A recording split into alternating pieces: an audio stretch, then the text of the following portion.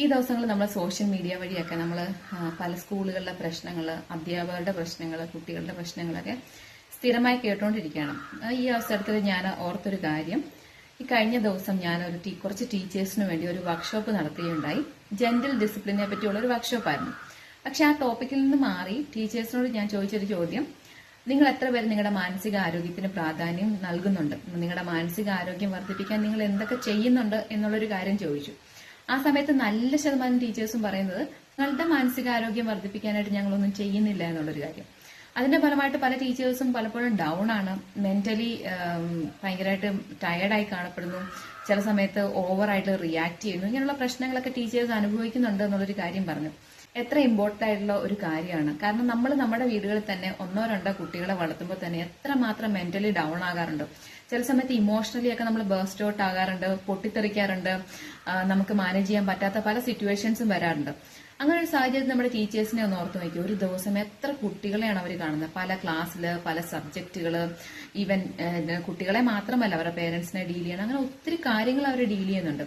ആ ഒരു അവസരത്തിൽ അവരുടെ മാനസിക ആരോഗ്യം ബെറ്റർ ആയിട്ട് അവർ സൂക്ഷിച്ചില്ല എങ്കിൽ, അവരുടെ മാനസിക ആരോഗ്യം വർദ്ധിപ്പിക്കാനായിട്ടുള്ള കാര്യങ്ങൾ അവർ ചെയ്തില്ല എങ്കിൽ അവർ എത്രമാത്രം മെന്റലി ഡൗൺ ആയി പോകുന്നുള്ളൊരു കാര്യം ടീച്ചേഴ്സൊക്കെ മനസ്സിലാക്കേണ്ട ഒരു കാര്യം. ഇത്രമാത്രം കുട്ടികളെയൊക്കെ മാനേജ് ചെയ്യേണ്ട സമയത്ത് വളരെയധികം മെന്റലി ഫിറ്റ് ആയിരിക്കേണ്ടത് അത്യാവശ്യമുള്ളൊരു കാര്യമാണ്. അതിനുവേണ്ടി നമുക്ക് എല്ലാ ദിവസവും നമ്മൾക്ക് വേണ്ടിയുള്ള ടൈം, അതായത് നിങ്ങൾക്ക് വേണ്ടിയുള്ള ഒരു ടൈം, ഒരു 30 മിനിറ്റെങ്കിലും എല്ലാ ദിവസവും സ്പെഷ്യലായിട്ട് കണ്ടെത്തി ആ ഒരു ടൈം വളരെ മീനിങ് ഫുൾ ആയിട്ട് ചെലവഴിക്കുക എന്നുള്ളത്.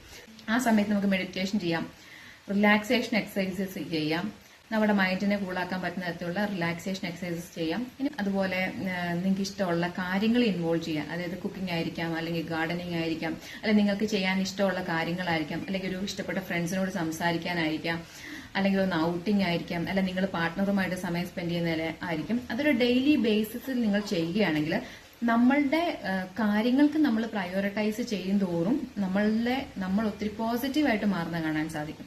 അപ്പൊ ഇങ്ങനെയുള്ള കാര്യങ്ങൾ ചെയ്തില്ലെങ്കിൽ വളരെയധികം ഡേ ബൈ ഡേ നമ്മൾ മെന്റലി ടയേർഡ് ആകുകയും ഫ്രസ്ട്രേഷൻസ് കൂടുകയും ചെയ്യുന്ന കാണാൻ സാധിക്കും. അപ്പം ചില സംബന്ധിച്ച് അവര് ചിലപ്പോൾ സ്പിരിച്വലി ഇൻവോൾവ് ആകുന്ന ആൾക്കാർ, ചിലപ്പോൾ പ്രെയർ അല്ലെങ്കിൽ അങ്ങനെയുള്ള വളരെ മോട്ടിവേഷണൽ ബുക്സ് വായിക്കുന്നവർ. അപ്പൊ അങ്ങനെയുള്ള കാര്യങ്ങൾ എല്ലാ ദിവസവും ചെയ്യുകയാണെങ്കിൽ നമ്മൾ മറ്റുള്ളവർക്ക് വേണ്ടിയല്ല, പുറത്തേക്കുള്ള കാര്യങ്ങൾ മാത്രമല്ല ചെയ്യുന്നത്, നമ്മൾക്ക് വേണ്ടി നമ്മൾ ഇൻവെസ്റ്റ് ചെയ്യുന്നതായിട്ട് കാണാൻ സാധിക്കും. അപ്പം ഇങ്ങനെ ചെയ്യുന്ന പല ടീച്ചേഴ്സിനെയും പരിചയപ്പെടാൻ കഴിഞ്ഞിട്ടുണ്ട്. അവരൊക്കെ വളരെ ഫ്രൂട്ട്ഫുൾ ആയിട്ട്, വളരെ എഫക്റ്റീവായിട്ട് ഈ ഒരു മേഖലയിൽ നിൽക്കുന്ന കാണാൻ സാധിക്കുന്നുണ്ട്.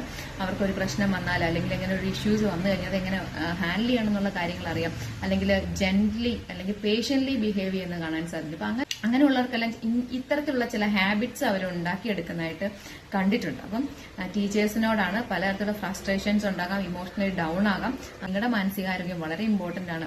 ഇമോഷൻസിനെ മാനേജ് ചെയ്യേണ്ടത് വളരെ ഇമ്പോർട്ടന്റ് ആയ കാര്യമാണെന്ന് അറിഞ്ഞുകൊണ്ട് തന്നെ അതിന് ചെയ്യാൻ പറ്റുന്ന കാര്യങ്ങൾ ഓരോ ദിവസങ്ങളും ചെയ്യുകയാണെങ്കിൽ നമുക്ക് മനസ്സിലാക്കാൻ സാധിക്കും, കുറച്ച് ദിവസങ്ങൾക്കുള്ളിൽ തന്നെ നിങ്ങൾ കുറച്ചുകൂടെ കാമായിട്ട് റിലാക്സ്ഡ് ആയിട്ട് മാറുന്നത് കാണാൻ സാധിക്കും. Thank you.